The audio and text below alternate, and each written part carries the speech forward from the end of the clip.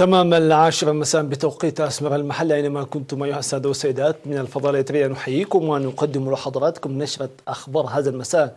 استهلوا معكم أنا عبد الله محمد علي بالعناوين.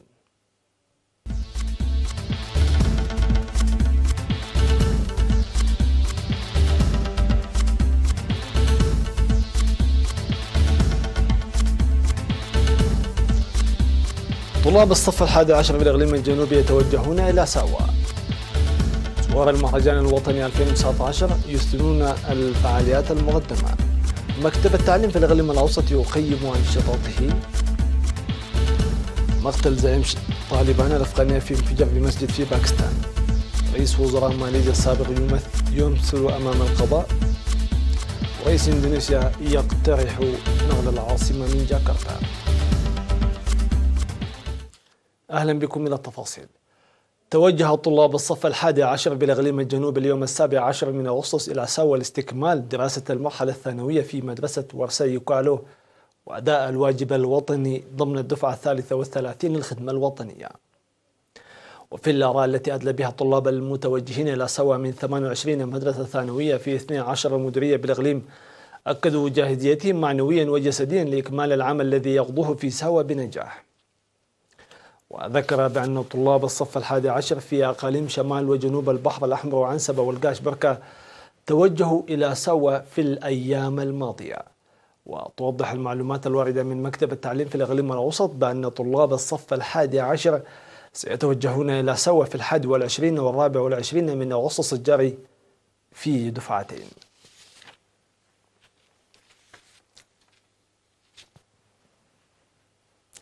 عبر زوار مهرجان إثريا لعام 2019 عن إعجابهم بمحتويات وفعاليات المهرجان الذي يمكن التعرف في وقت وجيز على المنشآت السكنية التراثية والحياة المعيشية للسكان.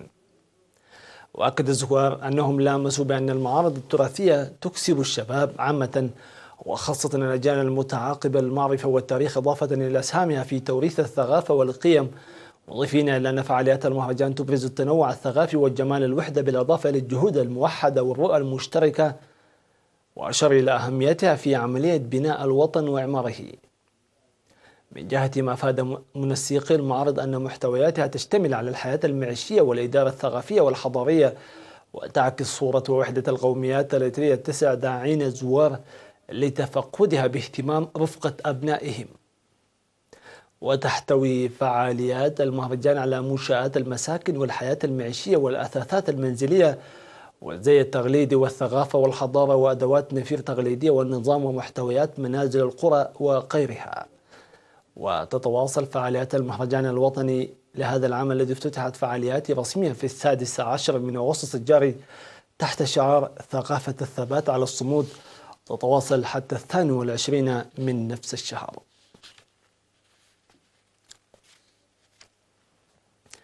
قيم مكتب التعليم بالإقليم الأوسط في 16 من أغسطس الجاري أنشطته للعام الدراسي 2018-2019. وفي الاجتماع التقييمي الذي شارك فيه مسؤولو المكتب المركزي لوزارة التعليم ومسؤولو خدمات التعليم الأكاديمي في المديريات ومدراء المديريات والمشرفون التربويين ومديري المدارس ولجنة الآباء وغيرهم من المعنيين، قدمت تقارير تعكس البرامج المسيرة وضعا في الاعتبار الإيجابيات المحققة بموازاة السلبيات المسجلة. وأوضحت التقارير بأن غالبية المعلمين يتحلون بالأخلاق المهنية الحميدة، إلا أن عدم تعويض الوقت الضائع والاستعداد المسبق وإعداد خطة عمل أسبوعية والحضور المتأخر والمتابعة اللازمة للواجبات الطلابية كانت إحدى النواقص التي بالإمكان تصحيحها قبل فوات الأوان. وأشار التقرير فيما يتعلق بالحملة الطلابية الصيفية التنموية إلى مشاركة نحو 8700 طالب، بينهم 4220 طالبة و475 من الراعين في 67 نقاط عمل، إلا أنه نتيجة لقلة الشتول والمواصلات تم قرص ربع الشتول المعدل للقرص. وألقى مسؤول التعليم في الإقليم السيد بلاي هبتقرز كلمة ذكر فيها إيجابيات الإقليم مقارنة بالأقاليم الأخرى، مناشدا لتحقيق نتائج عالية وتعزيز المنافسة، إضافة إلى إيجاد حلول بعد التعرف على أسباب ومقاطعة ورسوب الطلاب وتقوية دور المعلمين والآباء.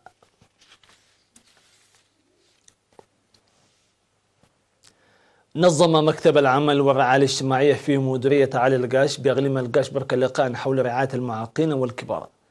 وأوضح مسؤول وحدة الرعاية السيد تدفع ميكائيل قبر سلاسة أن رعاية المعاقين والكبار واجب وطني داعيا كافة أفراد المجتمع المدني لمنح اهتمام أكبر وخلق فرص تساعدهم للنشاط فيها حسب قدراتهم.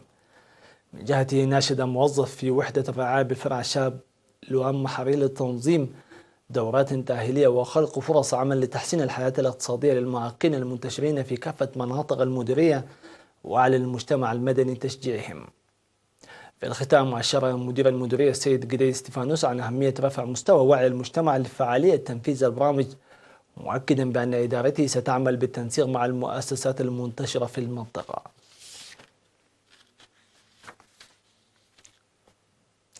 شهد استاد أسمر الدول اليوم 17 من أغسطس لقاءين ضمن منافسات كرة القدم لاتحاد شرق ووسط أفريقيا سيكافا لما دون 15 عاما، والتي افتتحت رسميا يوم أمس الجمعة. وجمع اللقاء الأول بين منتخبي إثيوبيا وأوغندا فاز الأخير بثلاثية بيضاء، وبنفس النتيجة تغلب المنتخب الروندي على نظيره الجنوب السوداني. يذكر بأن المباراة الافتتاحية التي جمعت بين منتخبي الصومال وكينيا انتهت بفوز الأخير ب3 أهداف لهدف. وفي المباراة الثانية التي جمعت المنتخب الإريتري بنظيره البروندي فاز المنتخب البروندي بهدفين لهدف. وتتواصل منافسة البطولة الإقليمية التي تضم 10 منتخبات هي إريتريا، بروندي، كينيا، السودان، الصومال، أوغندا، رواندا، جنوب السودان، اثيوبيا وتنزانيا، مقسمة في مجموعتين تستمر حتى 30 من أغسطس الجاري. مشاهدينا الأفاضل، إلى فاصل مسمى نوافيكم بالأنباء العالمية، فتفضلوا بالبقاء معنا.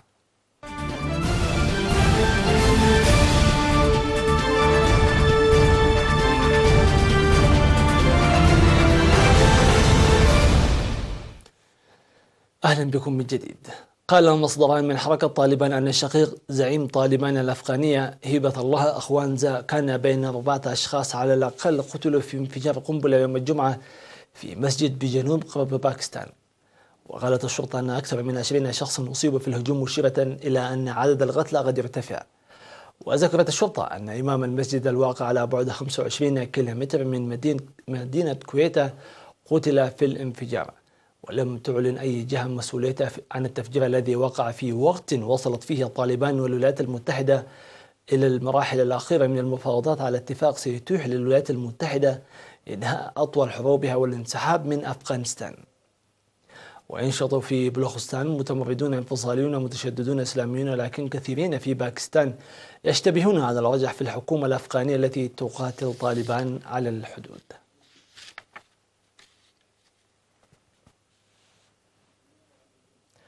يمثل رئيس الوزراء الماليزي السابق نجيب عبد الرزاق أمام المحكمة في أكبر محاكمة ضمن 5 محاكمات في قضية الاستيلاء على مليارات الدولارات من صندوق التنمية الحكومي، على الرغم من أن محاميه يطالبون بتأجيل المحاكمة لحين الانتهاء من محاكمة سابقة.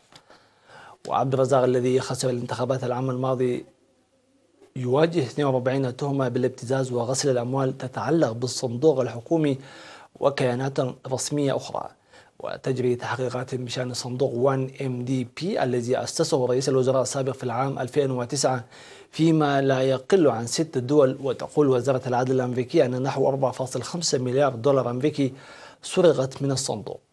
ويدفع نجيب ببراءته ويقول أن الاتهامات لها دوافع سياسية.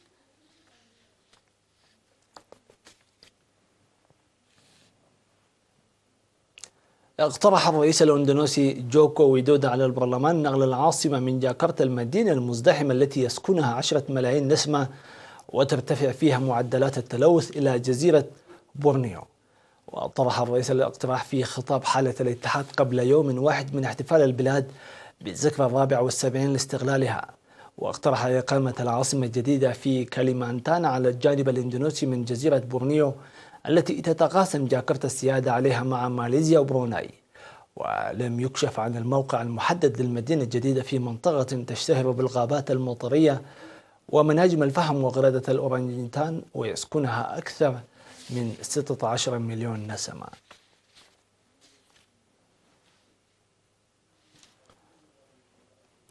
وختاما في هذه النشرة، تسلق رجل العنكبوت الفرنسي ألان روبير ناطحة سحاب من 68 طابقا في هونغ كونغ ليرفع راية ترمز للمصالحة بين الصين والمدينة وسط احتجاجات متصاعدة منذ أسابيع لا توجد مؤشرات على انحسارها.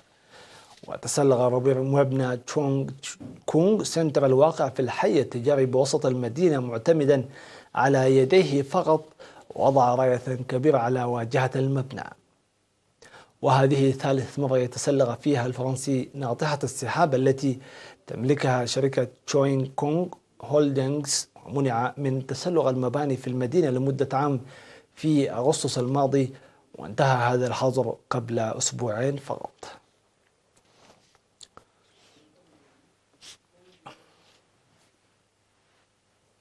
مشاهدينا الأفاضل، وصلنا إلى نقطة الختام. في أمان الله وحفظه.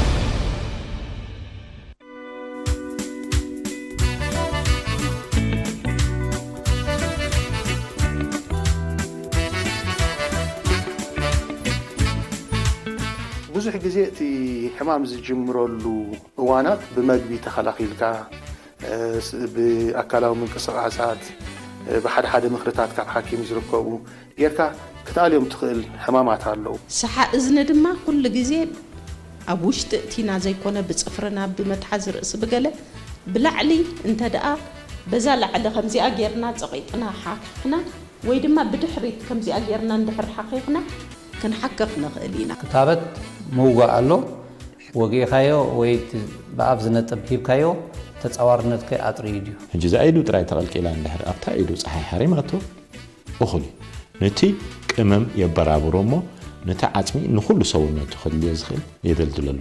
ሚኒስትሪ ጥዕናስ ከም ሓኪም ወኪላስ ኣብቲ ቤተሰብ ትኸውን ሓኪም ትኸውን ዘላ እታ ኣደ ወይ እታ ጓል ኣንስተይቲ ትኸውን ማለት እዩ።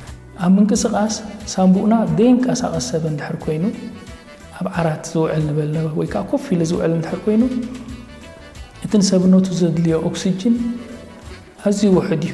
ምክንያቱ ኣይሃልኽን ዘሎ እቲ ኦክሲጅን ምርመራ ትገብረሉ ነሰብ ሕጂ እቲ ብዝሕ ናይቲ ሄሞግሎቢን ማለት እዩ። ብዝሕ ሄሞግሎቢን ምፍላይ ልዕሊ 20 እንተ ደኣ መፂ ሚሊግራም ፐር ዴሲሊትር ማለት እዩ ኣብቲ ደም እዚ ሰብ እዚ ሕፍሰት ደም ኣለዎ ንብል ጽሩ ይሳብና ንብሎ ኣብ ወገና ያሉ ጽሩ ይሳብና ንብሎ ናይ ክዳን ሳውና እዩ።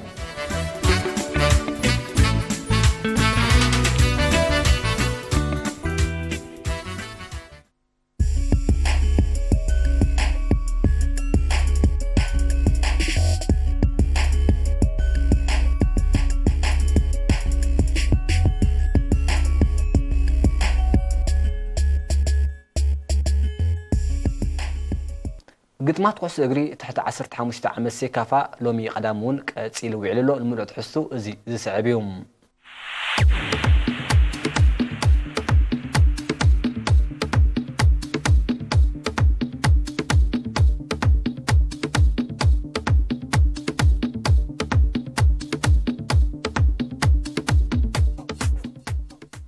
بستاديوم أسمرة زفلمة قطمات كوس إغري سيكافا تحت 15 عامات لهم قدام أب ساعات دحر قطري بخلت صوتات كتسيلو نيروم فلما صوت المكياد أنا بميدا زورها قراوين غانتات أوغاندان إثيوبيانين لازم يزن كلتا غانتات قطم دما سوداناوي مع كلايدانيا صابر محمد مستحقاقستو سوداناوي ناقي صباح سومالياوي أحمد فرحن إرتراوي تقوال أنستيتي يوريت فتون دما نوردر مرحمات يوم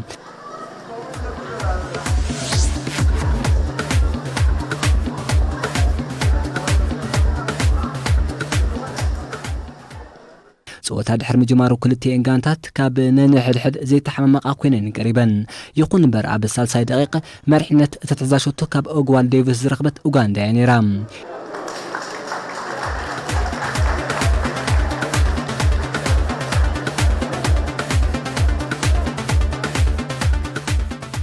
ኢትዮጵያውያን ንዝተመዝግቡትን ሾትን ምሕዋይ ኣብ ዝተንቀሳቐስሉ ኣብ መንበል 17 ደቂቃ ኣትቃዕትታ ጋንታ ሓምዛ ሱልጣንን ጠዊስ ዮሃንስን ኣዝያ ጽብቕቲ ዕድል ኣጥፊኦም ንዕረፍቲ ድማ ብመርሕነት ኡጋንዳ 1-0 ወፅየን ድሕር ዕረፍቲ ኡጋንዳ ምንቅስቃሳታት ዝናኣል ነይሩ ከም መንጽር ናይ ዝድማ ድሕረ ግዜ ማቲያ ባትራቪስ ሓላፍነት ወሲዱ ዝሃረማ ኩዕሶ ኣብ ዓንዲ ልዳት ሃሪማ ተመሊሳ ኡጋንዳውያን ፍጹም መትሓዝ ተሳኢኖም ነበረ ከም ውጽኢት ጽቡቕ ጽወቶኦም ንልዳት መጋጥምቶም ብተደጋጋሚ ክፍትሹ ድሕሪ ምውዓል ኣብ 2 ደቂቕ ኬዩና ኣባሲ ካልእ ሾት ከበርክተሎም እንከሎም ኣይጸንሑን ኣብ ውሽጢ 2 ደቂቕ ድማ ትበዓል ዕለታ ጋንታ ዝኾነ ኦግዋን ዴቪስ ንዕኡ ካልአይቲ ንጋንቱ ድማ ሳልሰይቲ ዝኾነ ሾቱ ኣመዝጊቡ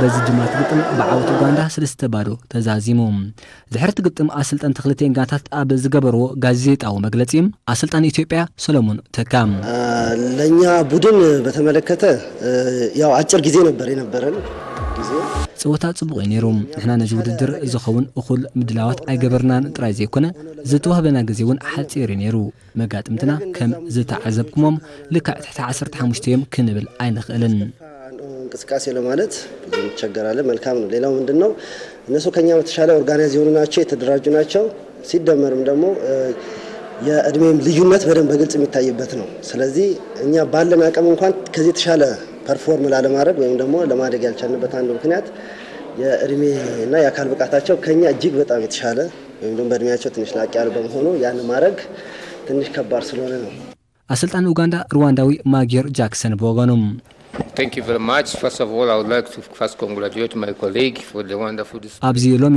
ዘካየድናያ ጾታ ሃገራዊት ጋንታ ኢትዮጵያ ዝናድ ምንቅስቓስ ነይርዋ ተጻውተይ እውን ካብኦም ብዘይሰንፍ ደሚቖም ዒሎም ግን ን20 ደቂቃ ኣብ ቅድሚ ዕረፍቲ ክርዳእን ብዘይክእል ምኽንያት ዳርጋ ኣብ ጸወታ ኣይነበሩን Well, they look shaky, but as game goes on, we manage to get organized and try to score goals.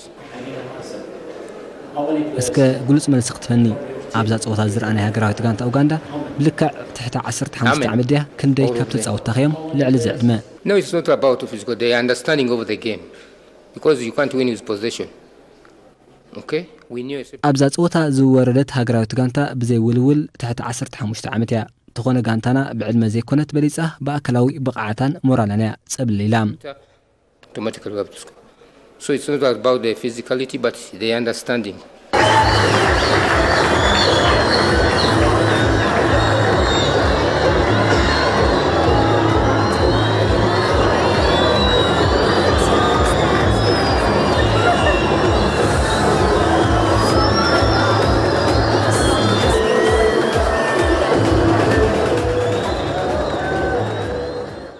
ድሕረን በአላይነት ሰለስተ ኤርትራውያን ዳያኑ እድሪስ መሐመድ አሮን ገብረየሱስ ዮቤል ሚካኤል ከሙን ኢትዮጵያዊ ዳኛ ለማንጉሰ ተመርሕነት ጸወተን ዘሰላስለ ሃገራውያን ጋንታት ሩዋንዳን ደቡብ ሱዳን ነይረን ኣብዚ ግጥም ሩዋንዳ ናይ 1-4-4-2 ስልተ ጸወት ሒዛ ከተኣቱን ከላ መጋጥምታ ደቡብ ሱዳን ድማ 4-2-3-1 ቅዲ ጸወታ ተጠቂማ ብሓፈሻ ቅድሚ ዕረፍቲ ክልቴን ጋንታት ካብ ፈተና ሓሊፈን ሸቶ ከመዝግባ ይከኣላን ድሕሪ ዕረፍቲ ቁመን ኣዜጥ ፈእቲ ሃገራዊት ጋንታ ሩዋንዳ ተማሒሻ ኣቕሪባ ከም ውፅኢት ናይዚ ድማ ኣብ 43 ደቂቃ ካብ ኢርሃሚ ኤሪክ ኣቢላ መሪሕነት እተትሕዛ ሸቶ ተረኺባ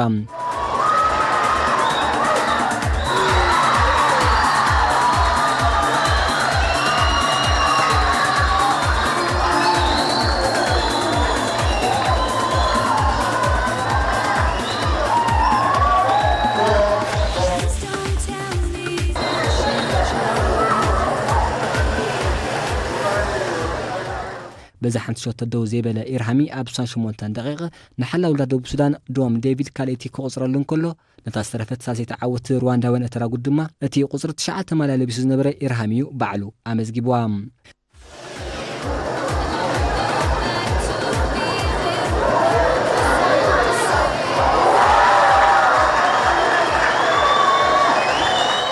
ደቡብ ሱዳን ንዝተመዝገባ ሸቶታትን ምሕዋይ ጻዕርታት እኳ ተካይደት ክሰልጣ ግን ኣይከኣለን በዚ ድማ ዝተዋህበ ምዱብ ግዜ ብዓወት ሩዋንዳ 3-0 ተዛዚሞም ድሕሪ ግጥም ኣሰልጣኒ ደቡብ ሱዳን ኣልቢኖ ሳይሞን ሩይ ድኸመት ነይሩናዩ ብሕጂ ኣብዚ ጽቤና ዘሎ ጸወታ ድማ ኣማሒሽናዮ ክንኣትዩ ትጽቢትና ኣሰልጣን ሩዋንዳ ሩዋ ሰማንዚቨስ ፈለማ ቅድሚ ዕረፍቲ ዝነበረ ጸወታ ሕይል ኢልና ይቐሪቡ ይኹን እምበር ድሕሪ ዕረፍቲ ዝነበርና ጸገማት ፈዊስና ብምእታው ሸቶታት ምዝጋብ ንዓወትና ክውን ጌርናዮ ምውፃና ሕጉስ እየ كبرات تعزبتنا إذا قطمات صباح سنبت كاب ساعات كلت دحر قطر جميرو كقدس اليوم باز مسيرة السودان مسكينيا بروندي دما مسومالا كتساوتين هاجراوي فدريشن كو اسغري إرترا مس مشاركتو أكلات بمخندمة نازناي تحت 15 عامات قطما سيكافا كل أفكار سبورت أب ستاديوم أسمرا مصيو كعزبو دما عدمو بزا أغاطامي أقربو يركب